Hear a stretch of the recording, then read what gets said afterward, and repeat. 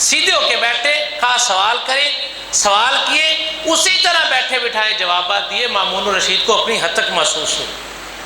اپنے بیٹے کو کہنے لگا کہ آج کے بعد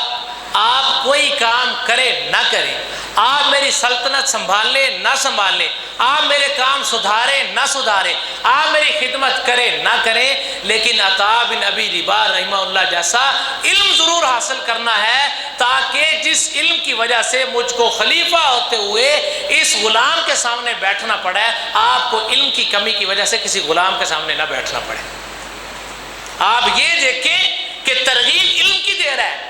ترغیب کس کی دے رہا ہے؟ اللہ کے رسول صلی اللہ علیہ وسلم کے فرامین کو سیکھنے کی، اللہ کا کلام سیکھنے کی، اور ترغیب دیتے ہوئے بھی دماغ کے اندر وہ قبیلے کا، وہ ذات کا بت موجود ہے کہ کس لیے اصل کرنا ہے؟ تاکہ آپ کو کسی غلام کے سامنے جواب لینے کے لیے، سوال کرنے کے لیے حاضر نہ ہونا پڑے۔ میرے اندر جو کمی تھی وہ رہ گئی، کہ اسلام نے ان سارے کے سارے بتوں کو پاش کیا۔ ابو لہب حسن کا بادشاہ، قریش قبیلے سے، لیکن اسلام نے کیا فرمایا؟ تبت یدا ابی لہب وتب ما اغنی عنہ مالہ وما کسب۔ اللہ رب العالمین نے فرمایا کہ میں نے صرف خود بد دعا نہیں دی، اس نے اللہ کے رسول صلی اللہ علیہ وسلم کو بد دعا دی کہ اے محمد تیرے ہاتھ ٹوٹ جائیں، تو نے ہمیں اس لیے جمع کیا تھا کہ تو ہمیں اللہ کی طرف بلائے اور ہمیں ہمارے بتوں سے تو نفرت دلائے، اس لیے ہمیں جمع کیا تھا۔ اللہ رب العالمین نے فرمایا میرے رسول نے جواب نہیں دیا، میں نے آسمان سے بیٹھ کر وحی نازل کی، تبت یدا ابی لہب وتب، اے ابو بکر تیرے ہاتھ ٹوٹ جائیں، اے ابو لہب تیرے ہاتھ ٹوٹ جائیں اور تو برباد ہو جائے۔ اور صرف ایک دفعہ بد دعا نہیں کی، اسے قرآن کا حصہ بنا دیا تاکہ رہتی دنیا تک جتنے بھی لوگ قرآن پڑھیں ابو لہب کو بد دعا ملتی رہے۔ کیا ویلیو ہے پیسے کی؟ کیا ویلیو اچھا قبیلہ ہونے کی؟ مر گیا، مال کا کوئی وجود نہیں ہے، قبیلے کا کوئی وجود نہیں ہے، لیکن آج تک چھوٹے سے چھوٹا بچہ بھی جب سورہ لہب کی تلاوت کرتا ہے تبت یدا ابی لہب وتب، اس کے لیے آج بھی بد دعاؤں کا سلسلہ جاری ہے۔ ایک دفعہ اللہ کے رسول صلی اللہ علیہ وسلم کو بد دعا دی، پھر مال تھا، دولت تھی۔ مورخین لکھتے ہیں کہ ابو لہب کے پاس اتنی دولت تھی کہ اس کی بیوی ام جمیل جب اپنا پورا زیور پہنتی تھی تو اس سے زیور کے وزن کی وجہ سے کھڑا نہیں ہوا جاتا تھا، اس کی کنیزیں اس کو پکڑ کے کھڑا کیا کرتی تھی، اتنا وزنی زیور ہوتا تھا۔ لیکن کیا فرمایا؟ ما اغنا عنہ مالہ وما کسب، اس کے مال نے جو اس نے کمایا اس کو کچھ بھی فائدہ نہیں دیا۔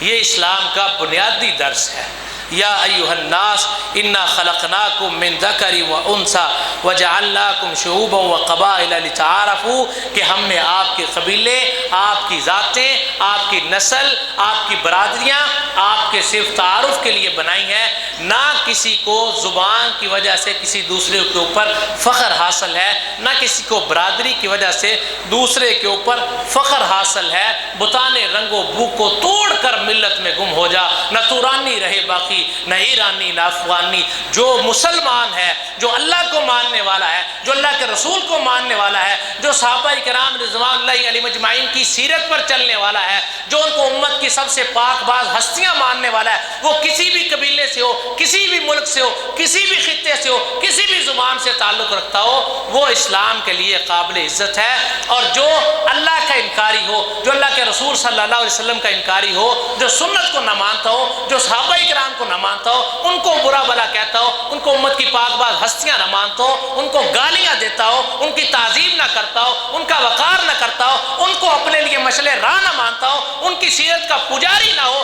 اللہ رب العالمین کے ہاں اس بندے کی کوئی ویلیو نہیں ہے، کوئی وقت نہیں ہے، کوئی قدر نہیں ہے، کوئی منزلت نہیں ہے، اور نہ ہی اللہ رب العالمین کے ہاں اس کے لیے کوئی بھی وقار ہے۔ ان اکرمکم عند اللہ اتقاکم، اسلام کا بنیادی درس یہ ہے جو ہمارے رسول نے، ہمارے دین نے آج سے 1450 سال قبل دیا ہے۔ آپ کو ضرورت نہیں ہے کہ کسی بھی تہذیب کے پیچھے چلیں، آپ کو ضرورت نہیں ہے کہ کسی کا نام استعمال کریں، آپ کو ضرورت نہیں ہے کہ کسی کی روایات کو اپنائیں۔ آپ کی روایات، آپ کی تہذیب پوری دنیا سے پرانی ہے، آپ کی اخلاقیات پوری دنیا سے اچھی ہیں۔ مسلمانوں کو ضرورت ہے صرف ان کو پہچاننے کی، صرف ان کو سمجھنے کی اور ان کو اپنی زندگی میں شامل کرنے کی۔ پھر انہیں کبھی بھی ضرورت محسوس نہیں ہوگی کہ ہمیں کسی اور کے پیچھے چلنا ہے یا ہمیں کسی اور کی نسبت اختیار کرنی ہے۔ خاص ہے ترکیب میں قوم رسول ہاشمی، جس کو رسول ہاشمی صلی اللہ علیہ وسلم کی نسبت نصیب ہو گئی، جن کو ان کی پیروی میسر آ گئی، جن کو ان کی اتباع مل گئی، جس کو ان کی احادیث مل گئی، اس کو کہیں بھٹکنے کی ضرورت نہیں ہے، کسی اور چیز کی ضرورت نہیں ہے۔ یہ اسلام کا درس ہے کہ ہر انسان جو کلمہ پڑھنے والا مسلمان ہے وہ سارے کا سارے برابر ہیں، اور جو کلمہ پڑھنے والا نہیں ہے وہ جتنا بھی امیر اور جس بھی قبیلے ہو، اسلام کے ہاں اس کی کوئی ویلیو اور قدر نہیں ہے۔ اللہ رب العالمین سے دعا ہے کہ اللہ تعالی ہم سب کو اپنا دین سمجھنے کی اور اپنی عزت، اپنا وقار اور اپنی غیرت کو پہچاننے کی توفیق عطا فرمائے، اور اللہ تعالی ہمیں وہ اہمیت عطا فرمائے کہ ہم اسلام کے اوپر فخر کر سکیں اور اسلام کو ایک مکمل دین کے طور پر اپنی زندگیوں میں شامل کر سکیں۔ جو کچھ بیان کیا آپ احباب نے سماعت کیا، اللہ تعالیٰ کہنے والے کو بھی اور سننے والوں کو بھی عمل کرنے کی توفیق عطا فرمائے۔ اگر کوئی کوتاہی ہوئی ہو تو اللہ رب العالمین اپنی رحمت سے معاف فرمائے۔ سبحان ربک رب العزت عما یصفون وسلام علی المرسلین والحمد للہ رب العالمین۔